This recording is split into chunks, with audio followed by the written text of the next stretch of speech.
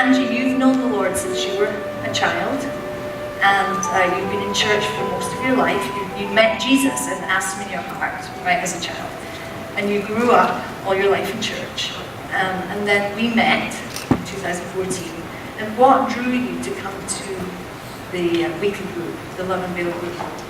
Well, like you said, it was attending Avalon Church, and you came to speak. And what drew me, I recall, was the words that you used to encourage ladies to come. You said, this is not a Bible study. This is a journey, and you use words like transformation and growing deeper. And so I was like, yeah, that's what I want. I really thought that the Lord was calling me at that time to grow in my faith and my understanding of the Word. So that's what got me there, the first thing. And so what happened as you got into that? Because you started at work group 1. Right, we started to work group 1 with a group of ladies that were leading us, and come to find out, this is not just, for a few months. This is a dedicated journey and of 3+ years. And so, but at that time, after just spending even just a short, maybe 6-ish months that we did, I was on that, I just, my desire for the Word grew, my desire to serve the Lord grew, and my desire for my family grew. That was it. And so Angie, as that desire grew, she actually did come to weekly groups with a few of us that were in the room. She came to my groups for about 3 years every week. And her passion was one for her family. Meantime, Maritza had been coming to another weekly group that she'd started with me 2 years later. And she came to me and she said, I want to take us to New York. I have family in New York, and we need to go to New York. And I said, well, I'm not going to New York. Like, Lord, are you sure you want to go to New York? And I didn't feel called to it. I said, I don't think I'm going to New York. I said, but you need to get trained up, and you can go to New York, and you can meet your family. Anyway, Maritza, she got a hold of Angie's ear, and I think she coaxed you into leading a group here. Very aggressively so, yes. Maritza is a mobilizer. She's a great person to have in the kingdom because she gets behind other women and she mobilizes. Yes, that's correct. So she approached me and she said, what we're learning is so great, it's so powerful. We actually started meeting with local family members. My mom joined the group, who's been a believer and even served in ministry for 45+ years. And we were just blown away.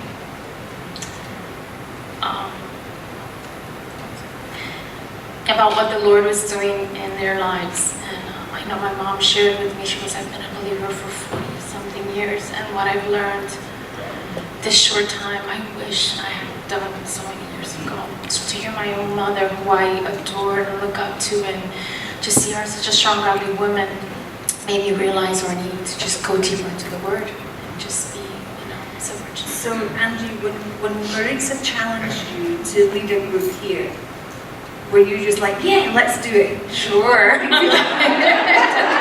What was your response? Yeah, no. And why no? Well, a lot of no's. These are my elders. These are women that I've looked up to all my life. What do I have to bring to them?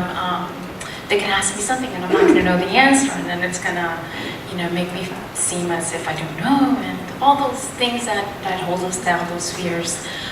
But as I continued to grow and continue in my study, I said, no, this is about the Lord. The Lord will give me the words. And even now, I'm very nervous. I don't like to speak in front of people, but it's just amazing what God does when you just say, okay, Lord, here I am. I didn't flinch when it was in the Word, and I knew it was the Lord. And so, as you led this group, what was happening for you, Maritza, in the group that Angie was leading? I was growing in the Lord. I was being healed. Healed? Yes. I have gone through a lot of pain. And I thought I was fine. Until everything else from the butterfly and everything started coming. And I realized I wasn't. I had a lot of unforgiveness in my heart. And I needed to forgive people in order to get to where God wanted me. And as she kept teaching, and I kept searching, and God started healing me from all those unforgiveness that I had in me and all that anger. I was a very angry person. Don't say yes, Doris. Her daughter's here somewhere. And I learned to fall in love with God. To me, Jesus became so real, and he was just like there. And I could feel all him talking to me. I could feel his presence. And I'm like, Lord, this is what I want for my family.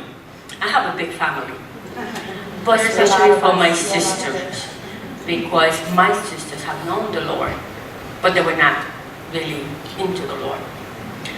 And my mother, which passed away, it's going to be 2 years actually, have found the Lord after a long time, and she had prayed for us, and God had used her so tremendously.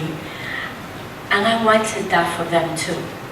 I wanted them to learn to forgive and to become new women in the Lord. So, can you tell us how many sisters you have? I have 6 sisters, and I'm number 7. Well, actually, I'm number 4, but I have, altogether was 7 sisters. So that's a small group, And right 3 there. brothers. Yes, and 3 brothers. So she's 10. one of the 10 in the family. So, can you share with us anything about a little bit of what your experience was as sisters growing up? Environment? My environment, my father was alcoholic. My mother was too busy watching him and taking care of him. So we used to be, the elders used to take care of the little ones. So we used to take care of them all. I was in charge of my 3 little girls, my 3 little sisters. To raise them, to get dressed them, to get them ready for school. And I was what, 10 when the last one was born? But that was my job. My mother didn't have time to show us love, to care for us. Like, there was no hugs, no kisses, none of that. It was just, okay, there's food, eat. The laundry's done, somebody go put it away, or somebody go put it in to dry or whatever. My father was a drunk. I have a lot of physical abuse from him. We all did, my sisters. So it was really hard growing up, very hard. But again, once I found God at 16, that was when I first met the Lord, I thought I was fine. And I thought I was serving the Lord. I really wasn't. I started serving the Lord when I first met God and Jesus, and he said, it's time to get all that out and live a life with the Lord. And that's when I started my journey with him. So you couldn't get up the mountain with the baggage.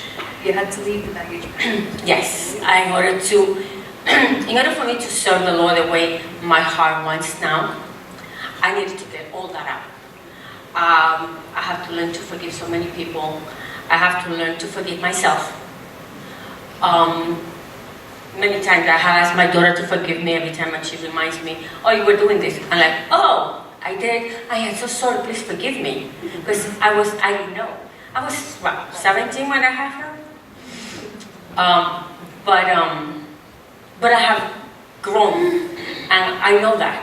I see God in everything, and he's so wonderful, like he gave me so much joy. And every time something happens, I'm like, no, we have to pray. Let's pray first, then we'll do everything else. Let's find Jesus first. And I'm serving the Lord now that way.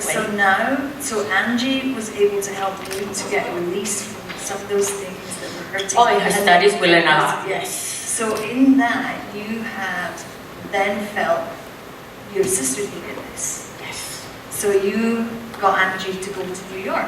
I pray so much for her. Please, let her know that she's a great teacher. I prayed for almost 3 years. 2-3 years. I've been praying for her. You were praying that Lord, please touch her, because she's a great teacher. She just needs to don't look at my sisters as their own, but look at them as people that need to be healed. Right. And God said, Angie, and then when she came to me and told me, Titi, I think we're going to go to New York. I'm like, hallelujah. So they went to New York and they had their own small group with their family, and Angie was able to share what she had learned and experienced about God and freedom and the Word and intimacy with Jesus and healing. And so what happened? How did they receive all the sisters? How did they receive?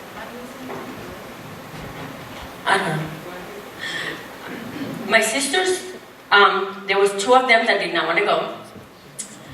We pray a lot. 3 months praying every day for each of them separately.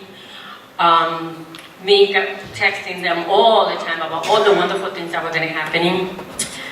I have my sister Rosa that was dying for us to go because she wanted to hear more about the Lord, especially the butterfly, because I love butterflies, and she was wanting to know why I love butterflies, because I really relate to them. So she was hosting us in her house, and she kept telling them, you have to come because it's for sisters. But then God told me to include sister-in-laws. So I asked her mother, my sister-in-law Myrna, and she said, sure, I'll go. Then my other sister-in-law backed away. But then I started praying, Lord, should I ask her to keep, to come? And she's like, God told me no. These are the ones that I want there. So all my sisters went, and my sister-in-law, which God used tremendously with one of my sister's problem, and she was able to start healing.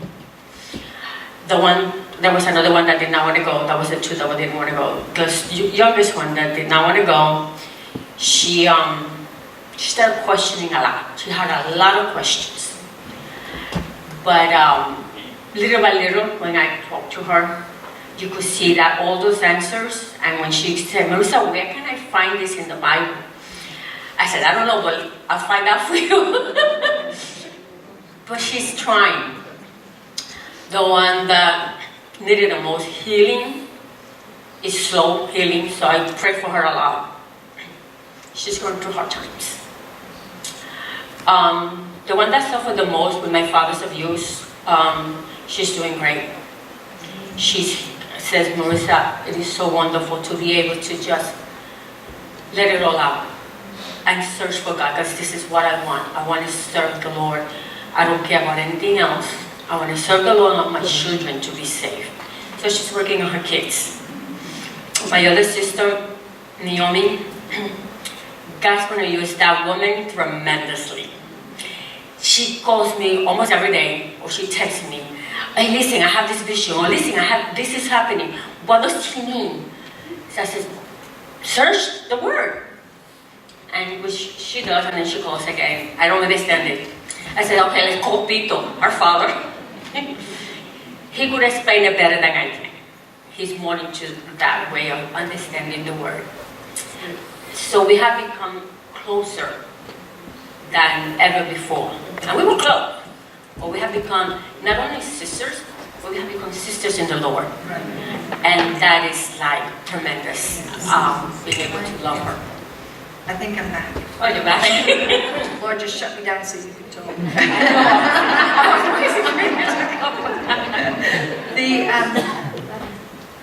That wasn't where the story finished, because Angie's mum, who's been in ministry years and years and years, she has just had a new fire in her heart. She's now down in PR, Puerto Rico, even as we speak. She spends quite a lot of time here, right? And she's on the phone to Angie. I know because we're in the office. You have to come down here. We need to start butterfly here. And she's connected with the pastor's wife there and wants Angie to go down now and start groups there. But what we're encouraging her is that she needs to start. So we're believing that she will. Yes. And then Angie is starting her, going back to New York, and they're going to start actually getting into the workshop books that we used to teach. And so she's going back for 4 days in April. But Angie also, she's gone through the weekly groups, which she did 3 years, but she's also going to join a workshop that we do, training for women here in Orlando, where women come from different parts of the world, in the US, to be equipped to reach women. And Angie's joining that. So just a final word, Angie, why are you doing that after you've already started helping these women?